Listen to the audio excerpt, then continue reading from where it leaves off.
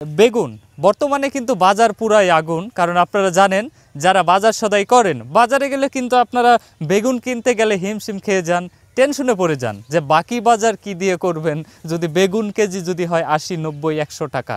দর্শক বন্ধুরা, আমরা রয়েছি সুবিশাল একটি বেগুনের ক্ষেতে বা বেগুনের জমিতে। আমরা দেখাতে চাচ্ছি আপনাদের আসলে বেগুন চাষ পদ্ধতি। আপনার হয়তো বাড়িতে শখের বসে দুই একটা গাছ বাড়ির আঙিনায় লাগান, সেখান থেকে বেগুন হয়, নিয়ে হয়তো ভর্তা খান, ভাজি খান বা তরকারি খান। কারণ বেগুনের তো আর ব্যবহার শেষ নেই। আপনি ভর্তা যেমন মজা পাবেন, তেমন চাক ভাজিতেও মজা পাবেন, তরকারিতেও মজা পাবেন। কিন্তু কিছু কিছু মানুষ রয়েছেন যারা অ্যালার্জিতে ভুগছেন, তারা হয়তো বেগুনটাকে একটু অপছন্দই করেন। কিন্তু বলতেই হবে যে বেগুনের অনেক গুণ। তো আমরা চলে আসছি আজকে বেগুনের ক্ষেতে, সরাসরি আপনাদের জানাবো বেগুন চাষ পদ্ধতি, কোন সিজনে লাগাবেন, বেগুনে কি কি রোগবালাই হয়, কি কি সমস্যা হয়, কি কি সুবিধা আছে এবং বেগুন চাষ কোন সিজনে করবেন। আমার পাশে দেখতে পাচ্ছেন চাষি ভাই রয়েছে, আমরা তার সাথে কথা বলবো এখন যে বেগুন চাষ পদ্ধতি নিয়ে। আসসালামু আলাইকুম। ওয়ালাইকুম সালাম। কেমন আছেন? আছি ইনশাল্লাহ, ভালো আছি। আচ্ছা, আমরা চলে আসলাম আপনার বেগুনের জমিতে। আজকেও বেগুন সংগ্রহ করা হয়েছে, বিক্রি হয়েছে, এখনও প্রচুর বেগুন রয়েছে। বর্তমানে বাজারটাও ভালো যাচ্ছে, কিন্তু ধীরে ধীরে একটু নামতেছে বেগুনের দাম। তো বেগুন চাষ, হ্যাঁ, এটা করার জন্য তো কোনো কি প্রশিক্ষণ দরকার বা এটা কি কি জানা দরকার একটু বলবেন? বেগুন চাষ করতে হলে কি কি জানতে হবে একজন কৃষকের? এখন একটা কৃষকের জানার দরকার এইটু কি সার ওষুধ কিভাবে দেব, বিছন কবে লাগাবো না লাগাবো, এভাবে আর কি। আচ্ছা, বেগুন চাষের কি কোনো সিজন আছে? কখন বেগুনটা চাষ করতে হয়, রোপণ করতে হয়? বৈশাখ মাসে আমরা লাগাইছি।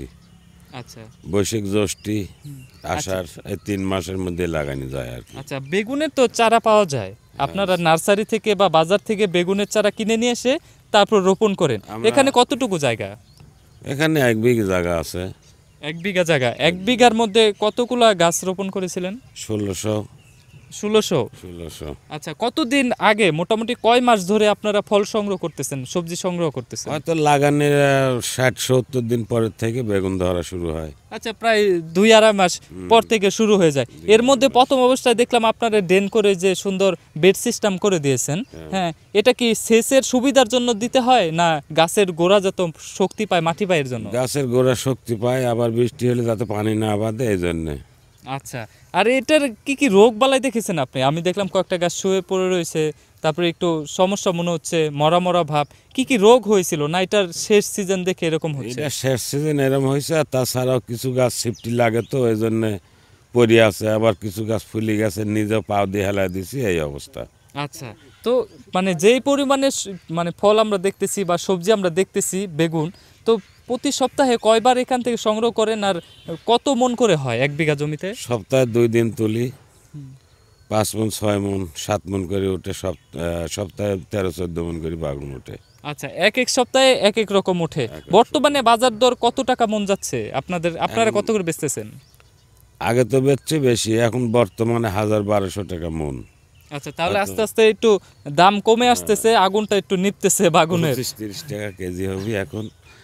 আগে বেচছে ৭০, ৮০, ৯০ এরকম। আচ্ছা, বেগুন কয়েকটা যে পোকা লাগে, এর জন্য কি আপনারা কোনো পদ্ধতি গ্রহণ করেন বা আগে থেকে প্রস্তুত থাকেন? কীটনাশক দেই, বিভিন্ন পচনের ওষুধ দেই, এরকম ধরনের। আচ্ছা, আর বেগুনে যেন পোকা না লাগে, এটা কি ফুল যখন হয় তখনই কীটনাশক দিতে হয়, না পরে দিলেও হয়? সপ্তাহে ২ দিন দেই ওষুধ। কারণ ফুল থাকলেও দেই, কড়ি থাকলেও দেই, সবসময়ের জন্য দেই। আচ্ছা, এছাড়া কি তেমন উল্লেখযোগ্য কোনো রোগবালাই হয় না বা আপনি দেখেননি, তাই তো? আচ্ছা, পাখির জন্য চারপাশ দিয়ে আমরা দেখলাম জাল দিয়ে রাখছেন। হ্যাঁ, জাল দিছি যাতে পাখিটা না আসে, পাখি বেগুন খায় তো। বাগুন খেয়ে ফেলে এসে, তাহলে তো প্রচুর একটা ক্ষতি যে পাখি খেয়ে ফেলে। তো সেচ দিতে হয়েছে কি এর মধ্যে, আর সেচ দিতে হবে? সেচ একটা দিছি, আরো হয়তো দেবো এখন। মাটির রস না থাকলে সেচ দেই। আচ্ছা, দেখলাম কয়েকটা গাছের গোড়ায় এখনো সার দেখা যায়। কয়বার সার দিতে হয় পুরা সিজনে, গাছ যতদিন আপনি? গাছ যদি থাকে সারা বছর হয়তো ৫-৬ বার সার দেই, মাসে ১ বার কিংবা ২ বার। এটা কি প্রতিটা গাছের গোড়ায় দিতে হয়? প্রতিটা গাছের গোড়ায় সার দেই, নাহলে জমির ছিটায় দেই। আচ্ছা আচ্ছা, তাহলে এই বাগুন চাষ করে কি আপনি মনে হচ্ছে আপনি সফল, বা এই জমিতে অন্য কিছু চাষ করলে আপনি লাভবান হতেন? বাগুনটা মানে বেচে যে নিছেন, আপনি তো মানে সন্তুষ্ট বা সফল? হ্যাঁ, আমি সন্তুষ্ট। মনের দিক থেকে আর্থিক অবস্থা মোটামুটি যাই চলতেছে আর কি, সারা বছর খায়া পরি চলে যায়, অন্য আবাদ করলে তো তা হয় না। আচ্ছা, আপনাকে অনেক ধন্যবাদ আমাদের সময় দেওয়ার জন্য।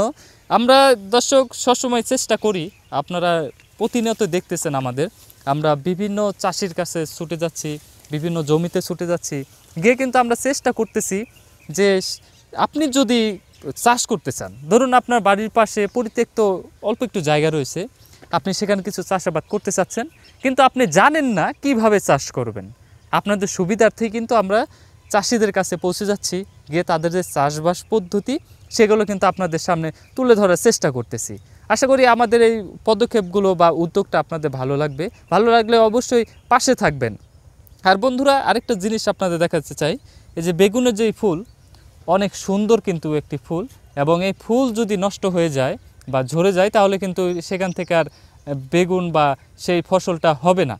এর জন্য কিন্তু পর্যাপ্ত কীটনাশক এবং ফুলটা যেন ঝরে মাটিতে পড়ে না যায়, এর জন্য গাছের গোড়ায় প্রতিনিয়ত আপনাদের সার দিতে হবে। আর পাখির ব্যাপারটা যেটা বললো চাষি ভাই, এটা কিন্তু একটা গুরুত্বপূর্ণ বিষয়। এখানে কিন্তু চারপাশ দিয়ে নেট দিয়ে বেড়া দেওয়া হয়েছে, যেন পাখি যেন মানে না করে, এখানে আক্রমণ না করে। পাশাপাশি কিন্তু ভিতর ঘন্টা রয়েছে, হাতে টানা ঘন্টা, সেই ঘন্টা দিয়ে কিন্তু টেনে টেনে কিন্তু পাখিকে ভয় দেখিয়ে উড়িয়ে দেওয়া হচ্ছে। এবং আমরা বেশিরভাগ সময় দেখি বাজার থেকে বেগুন কিনলে ছোটো কালো একটা ছিদ্র থাকে, সেখান দিয়ে কিন্তু পোকা ভিতর ঢুকে বা বের হয়, ভিতরে কিন্তু বেগুনটা নষ্ট করে ফেলে বা খাবার অনুপযোগী করে তোলে।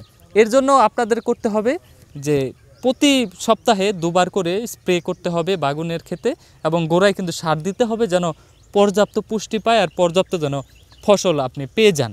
দর্শক বন্ধুরা, বেগুন যাদের প্রিয় অবশ্যই কমেন্টে জানাবেন, আর যারা বেগুনকে অপছন্দ করেন অ্যালার্জির কারণে তারাও কমেন্টে জানাবেন। তো ক্যামেরাম্যান পল্লব কস্তাকে নিয়ে বিদায় নিচ্ছি আমি মুকুল ক্রোশ। আল্লাহ হাফেজ।